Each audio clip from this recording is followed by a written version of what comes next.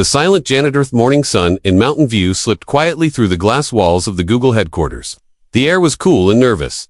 Today was no ordinary day. In the biggest conference room on the top floor, Sundar Pichai at the long table, fingers lightly tapping on his notebook. His suit was simple, but his face betrayed a heavy weight. The room buzzed with anxious energy. A few senior managers whispered among themselves. Some engineers stared at their laptops, pretending to be calm. In 10 minutes, Sundar would speak, live to the board of directors of a major Chinese tech giant. This call could determine the fate of Google's next expansion, or its collapse in Asia. He closed his eyes and took a deep breath. He thought about his childhood in Chennai, sitting in a tiny house with barely enough space for four. His father had once told him, "Respect every person you meet, Sundar. Even the quiet ones can teach you something." He opened his eyes and looked around the room. The janitor was sweeping near the corner, wearing a faded gray uniform. Nobody seemed to notice him. He moved silently, pushing the broom back and forth with slow care. Sundar smiled faintly at him, but the janitor didn't. "Look up." Then, the door opened, and two assistants rushed in. They set down folders and whispered frantically, "Sir, we have a problem," one of them said. Sundar's heart skipped. "What is it?" "The interpreter we hired hasn't shown up. We just called him. He's stuck in traffic and says he'll be at least 40 minutes late. The Chinese board is already on the line. They're waiting." A chill crept through his body. He had been told that the chairman of the Chinese company did not speak English fluently. The entire meeting had been planned around having a professional interpreter. He thought of canceling, but the chairman had made it clear that today was the only day he was available. If they rescheduled, the deal could fall apart. He swallowed hard. "Does anyone here speak Mandarin?" he asked. Silence. The managers shook their heads. One engineer looked down at her shoes. Another coughed nervously. Sundar's palms began to sweat. His mind raced. The room suddenly felt smaller, the walls closer. Millions of dollars, years of work, and hundreds of employees' futures rested on this call, and he was about to face it unprepared. He sat down slowly, trying to calm himself. The assistants fiddled with the video equipment. The screen came alive with the image of a polished boardroom in Shanghai. A row of serious faces stared back at him. They looked impatient already. Sundar forced a smile and gave a small nod. He could feel his heartbeat in his ears. His lips felt dry. "Good morning," he said, praying they would understand. "Thank you for taking the time to meet with us today." One of the Chinese board members gave a slight smile and responded in slow, halting English. "Yes, good morning. We ready?" But then the chairman spoke, and his words came in rapid, fluid Mandarin. Sundar froze. He tried to catch a word or two, but it was hopeless. He had learned a few polite phrases years ago, but nothing close to what he needed now. He looked desperately at his team, but they only stared back. Helpless. The chairman stopped and waited, clearly expecting a response. Sundar felt heat rising to his face. He opened his mouth, but no words came. His mind was blank. The silence stretched painfully. Suddenly, the janitor stopped sweeping. Everyone in the room turned and looked at him. He set the broom against the wall and stepped forward. Nobody spoke. He reached for the microphone. "If you don't mind," he said quietly, his voice low and calm, "I can help." The room fell completely silent. The janitor straightened his back, and then in flawless, confident Mandarin, he addressed the chairman on the screen. A stunned hush swept through the conference room. Sundar's jaw dropped. The Chinese board members seemed surprised as well, but they nodded politely and began responding. The janitor translated back into perfect English. "He says he is pleased to meet you, Mr. Pichai, and he looks forward to discussing the proposal." Sundar blinked. The janitor's face was calm and composed, but his eyes carried something deeper, something sharp and knowing. As the janitor continued translating, Sundar's shock gave way to relief, but also to curiosity.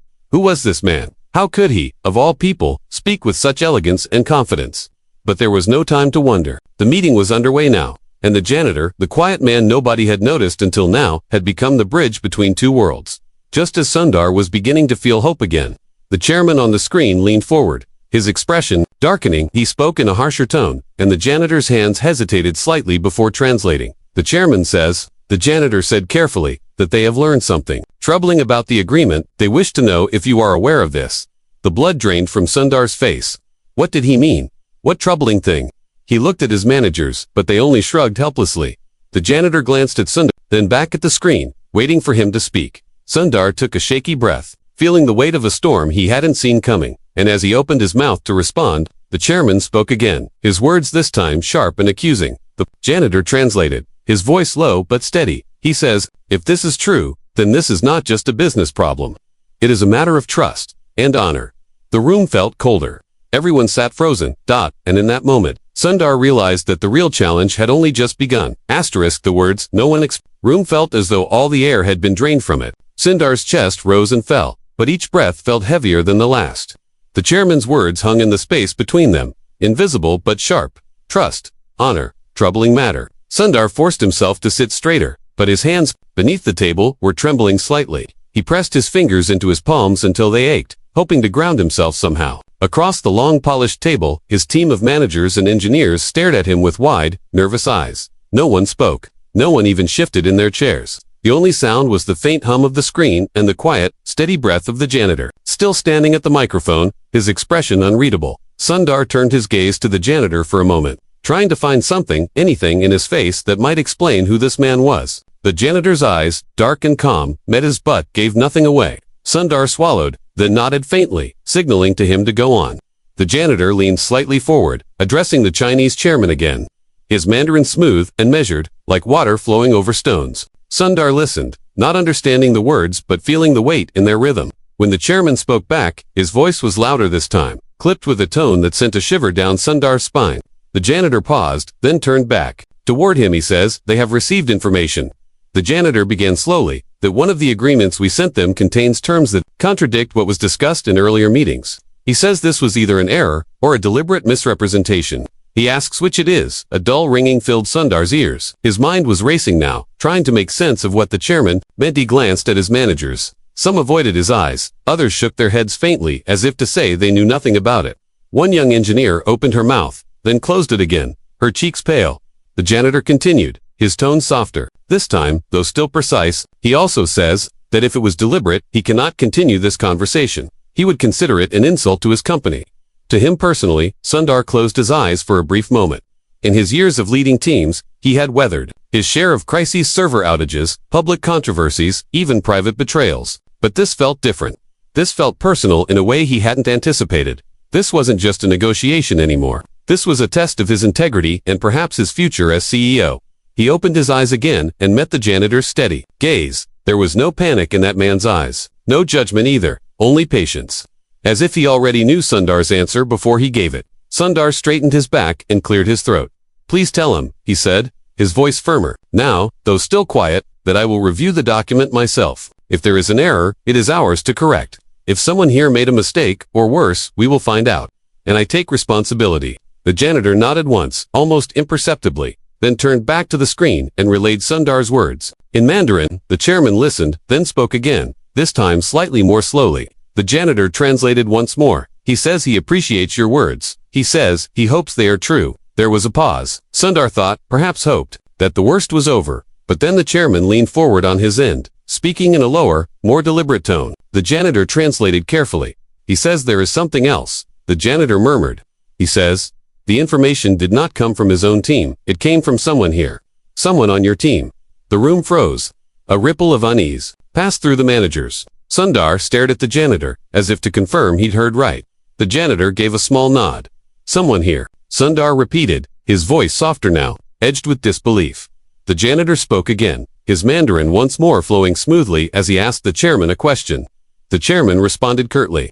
The janitor then turned back toward Sundar, and for the first time since he had started speaking, something shifted in his face, a faint shadow of regret, perhaps, or sadness.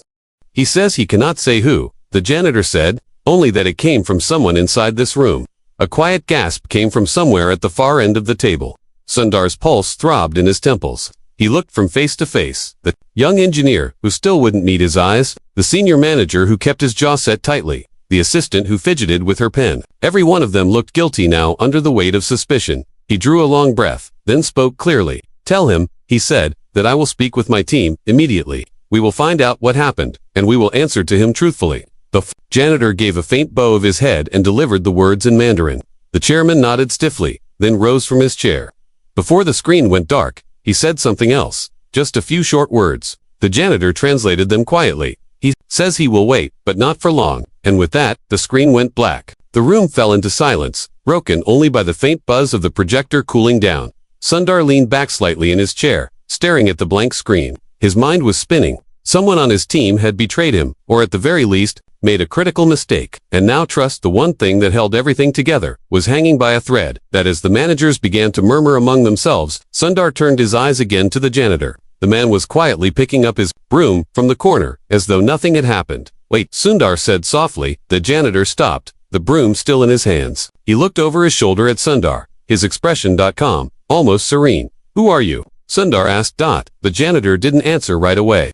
Instead, he walked slowly back to the table, setting the broom gently against the wall. His steps were measured, deliberate. When he reached Sundar, he folded his hands in front of him and finally spoke, his voice low but steady. "Someone who notices things," he said simply. Sundar blinked at him, unsure what to make of that answer. But there was something in the man's eyes now, a quiet confidence that suggested he knew more than he was letting on. "And what have you noticed?" Sundar pressed. The janitor's lips curved, ever so slightly, into the faintest hint of a smile. "More than most," he said, "including the reason you're really in trouble." The words landed like a stone dropped into still water. Sundar stared at him, his breath caught in his throat.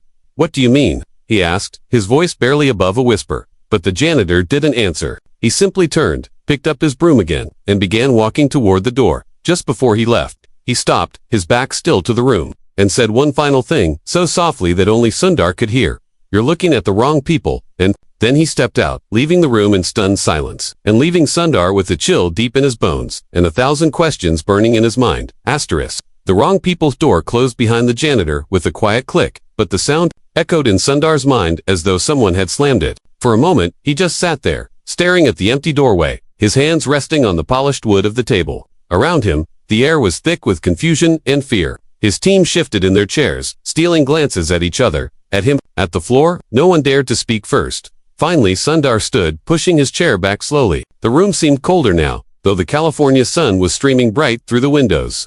He straightened his jacket and let his eyes sweep across the table. Every face he met carried a different kind of guilt, or maybe just the shadow of suspicion. It was hard to tell. "Everyone stays," he said quietly.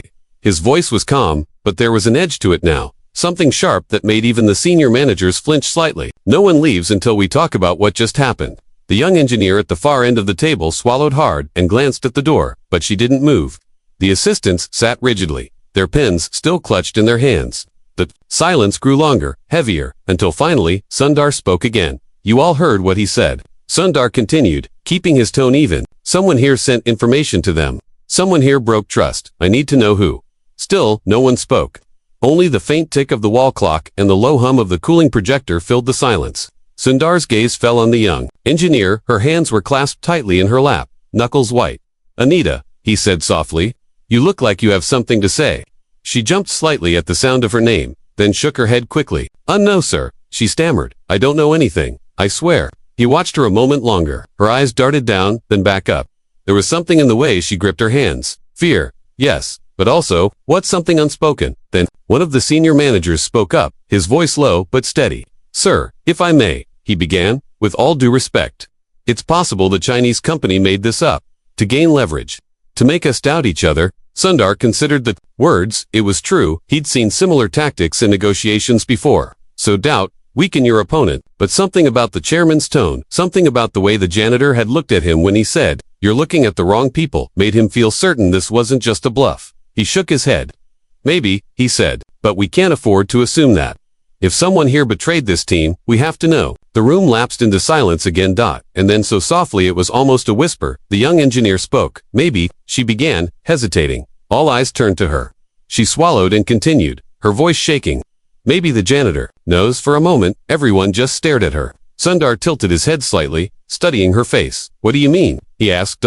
She took a breath, her words coming faster now. He's always here, at night, later than anyone else. Sometimes I stay late too, and I see him. He doesn't just clean. I've seen him walking through the server rooms, just looking at things, like he belongs there, like he's checking something." A chill ran through Sundar's spine. He hadn't thought of that, hadn't thought of the janitor as anything more than what he appeared to be until today. And yet, the way the man spoke, the way he carried himself, his perfect mandarin, his calm under pressure, it all suggested there was much more to him. "You're saying," Sundar said slowly, "that you think he knows who it is, or that he is the one?" The engineer hesitated, then nodded faintly. Sundar closed his eyes for a long moment, then opened them and spoke quietly. "Everyone stays here. I'll find him." He turned and left the room, the air outside feeling even colder now, though the sunlight still poured through the wide corridors of Google headquarters. He walked quickly down the hall, his shoes echoing softly against the marble floors. His mind churned with questions he didn't know how to ask yet, and answers he wasn't sure he wanted to find. As he reached the end of the hall, he caught sight of the janitor at the far end of the corridor, pushing his cart silently toward the service elevator. "Wait," Sundar called out. His voice carried down the empty hallway. The janitor stopped but didn't turn. Sundar approached slowly. When he was only a few feet away, the janitor finally turned his head, his expression calm as ever. "You have more questions?" the janitor said quietly. Sundar stopped in front of him, studying his face. "You said I'm looking at the wrong people," Sundar said. "So tell me, who is the right person?" The janitor regarded him for a long moment. Then he glanced up at the security camera in the corner of the ceiling. "Not here," he murmured. "Too many eyes.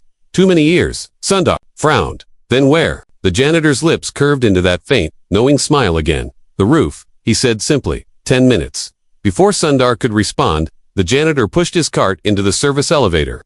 The door slid shut with a quiet hiss, leaving Sundar standing alone in the empty corridor, a knot of unease tightening in his chest. 10 minutes later, Sundar stepped out onto the roof of the Google building. The California sky was vast and blue, the city sprawling in every direction below. The air up here was fresher, cooler, but it did nothing to calm the storm inside him. The janitor was already waiting, leaning against the railing, hands folded, calmly in front of him. He didn't look up when Sundar approached. "You knew I'd come," Sundar said softly. The janitor tilted his head slightly, a small shrug. "You're a smart man, but you've been asking the wrong questions." Sundar took a step closer, his voice firmer now. "Then tell me, what are the right questions?" For the first time, the janitor turned to face him fully, his eyes dark and steady. "The right question," he said slowly, "is not who betrayed you." Sundar's brow furrowed. "Then what is it?" The janitor's gaze held his, unflinching. "The right question," he said, his voice quiet but cutting through the wind, "is why." Sundar felt a chill settle deep in his bones. "Why would someone risk everything to betray you?"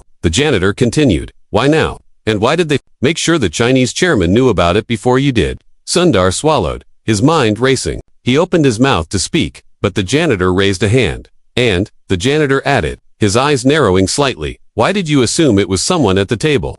The word struck Sundar like a blow.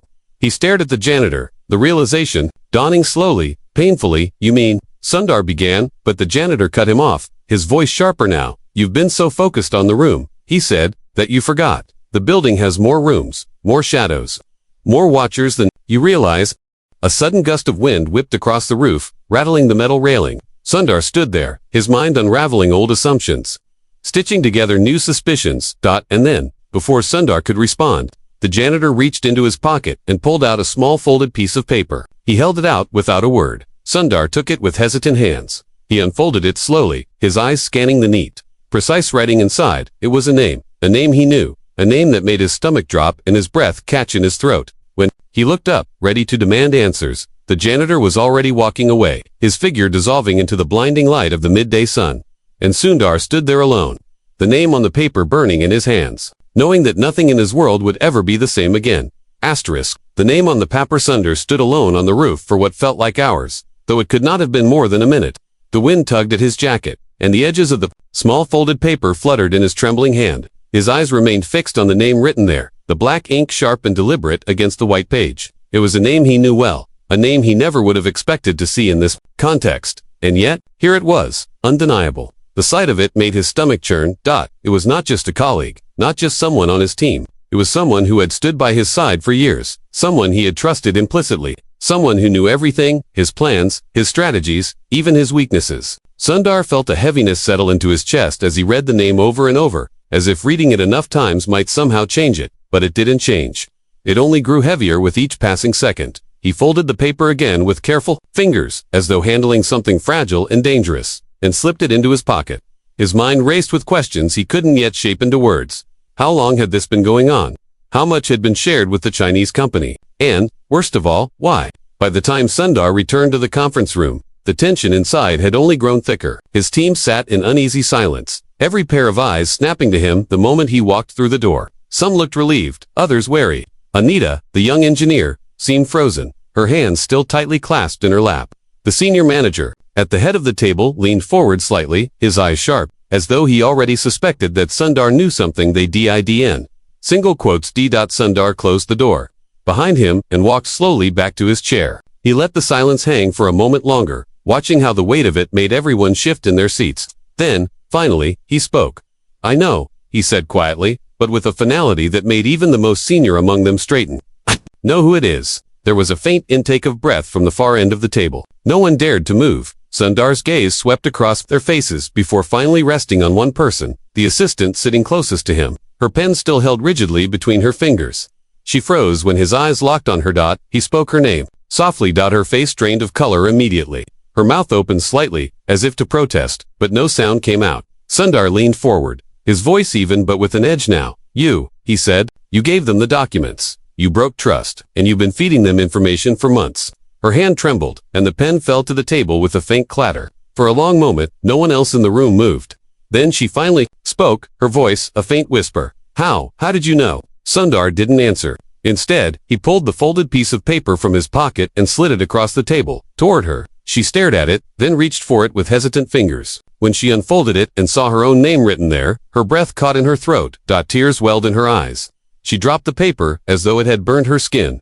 I didn't mean for it to go this far," she murmured, her voice breaking now. Sundar felt a cold anger rise in his chest, but he forced it down, forced himself to stay calm. He needed to understand. "Why?" he asked simply. She swallowed hard, looking down at the table as though ashamed to meet his gaze. The words came out haltingly, one at a time. "They promised me something," she said. "A position, money. I thought it was just harmless. Just little details, here and there.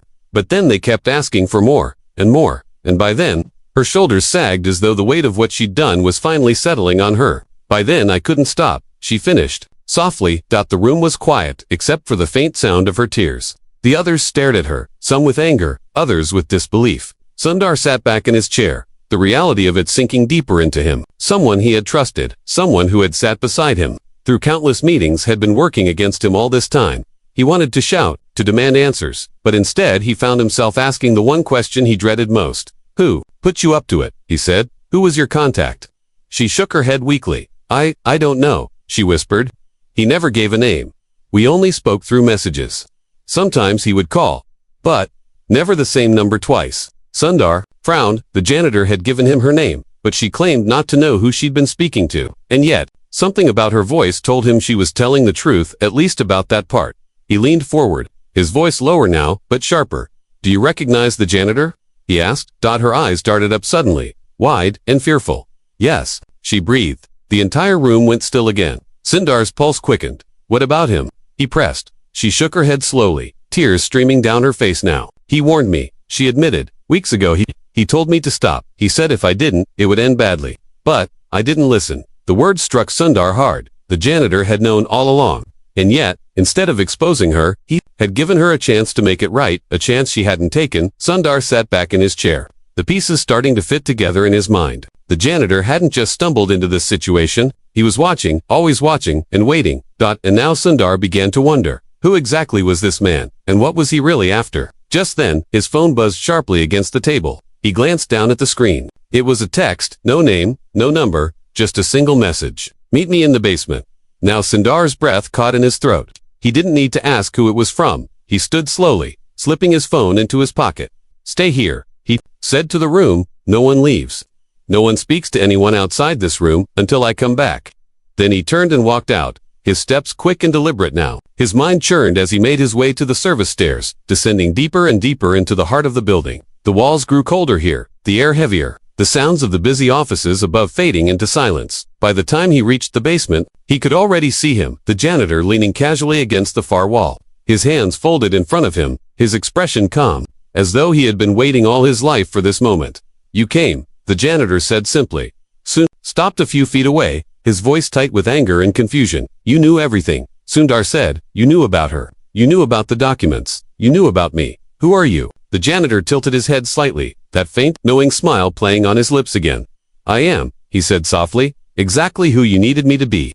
Sundar stared at him, the words hanging in the cold air like smoke. "And what does that mean?"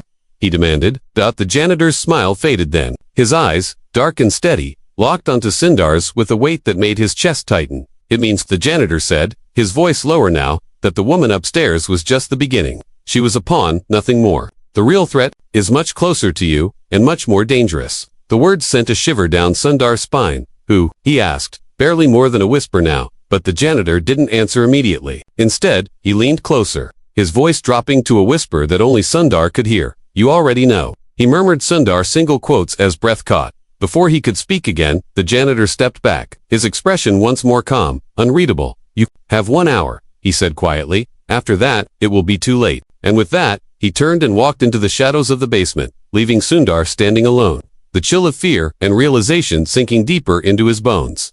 Asterisk. The Hour Begins basement was quiet long after the janitor's footsteps faded. Into the shadows, Sundar remained standing in the cold, dim corridor, the words "you already know" echoing in his mind like a bell that would not stop ringing. His hands were clenched at his sides, the faint scent of dust and machine oil filling his lungs with each breath. Somewhere, far above him, life at the Google headquarters carried on, keyboards clattering, phones buzzing, ideas being born and discarded in bright glass rooms. But here, beneath all that, in this silent underbelly, Sundar felt something shift. He had always believed he could read people. In meetings, in negotiations, even in interviews years ago, he prided himself on seeing what others could not. But this had blindsided him.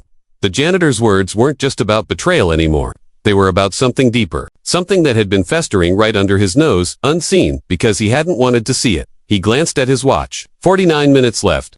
The janitor's voice had been calm when he said it, but the warning was unmistakable. 1 hour to uncover the truth, or it would be too late. What too late meant, Sundar didn't know, and he didn't want to find out. He climbed the stairs 2 at a time, his mind racing, already scanning through possibilities, patterns, memories. When he burst back into the conference room, everyone looked up at once. The assistant, the one they had caught, sat pale and quiet in her chair, her hands folded now, no longer crying.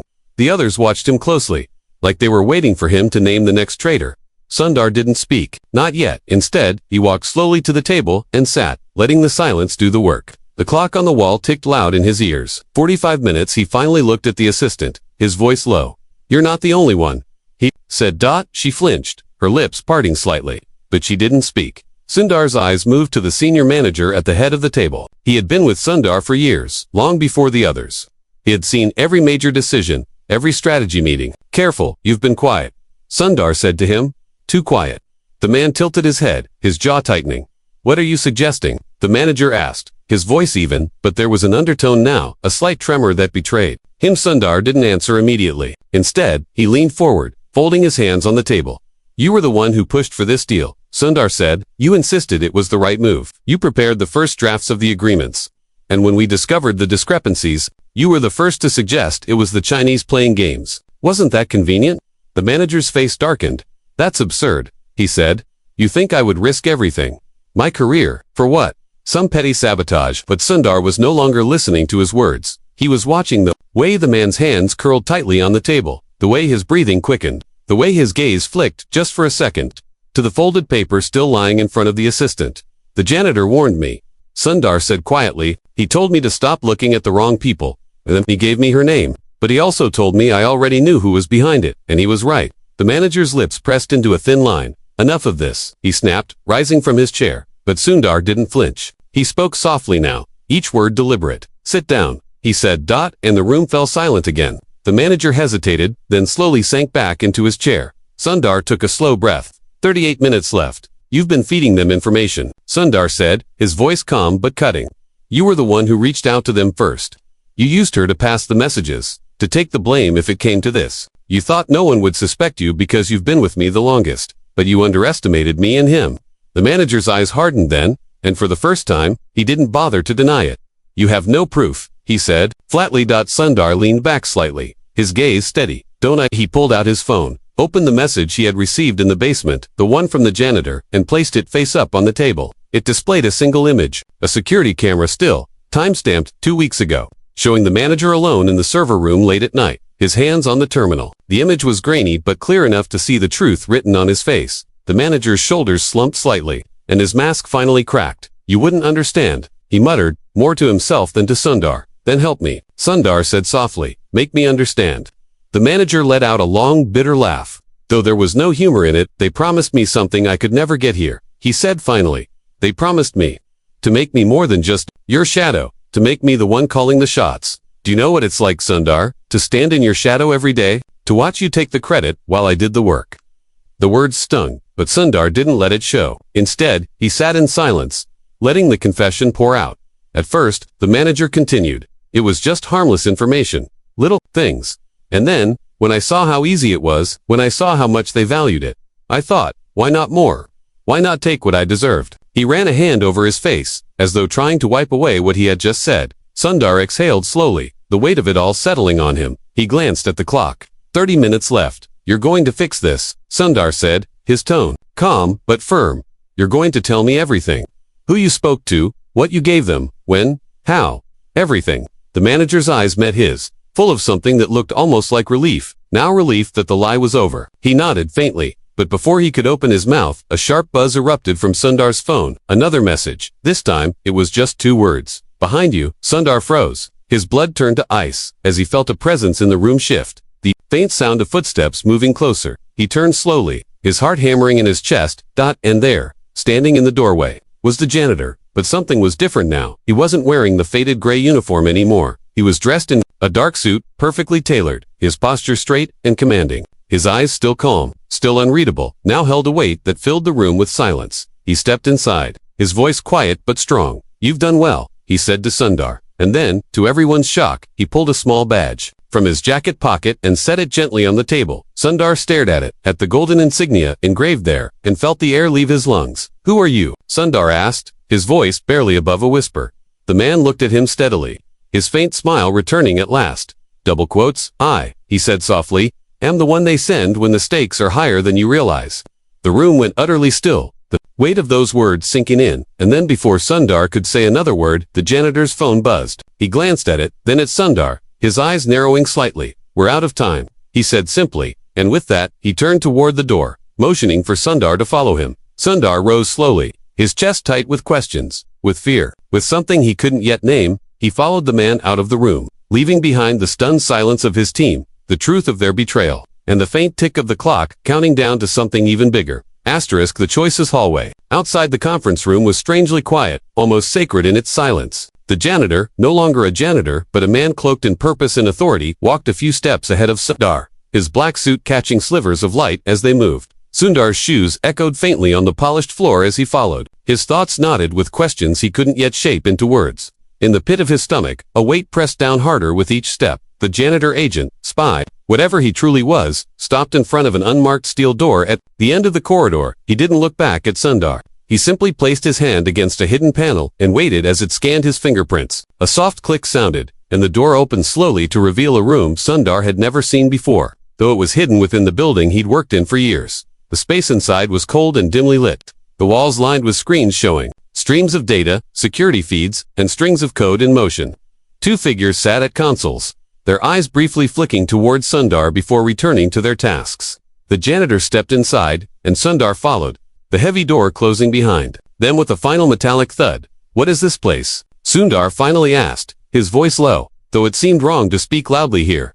The man turned to him at last, his calm gaze steady, his faint smile gone. "Now this," he said simply, "is the room where people stop pretending." Sundar swallowed. The words hung in the cold air like smoke.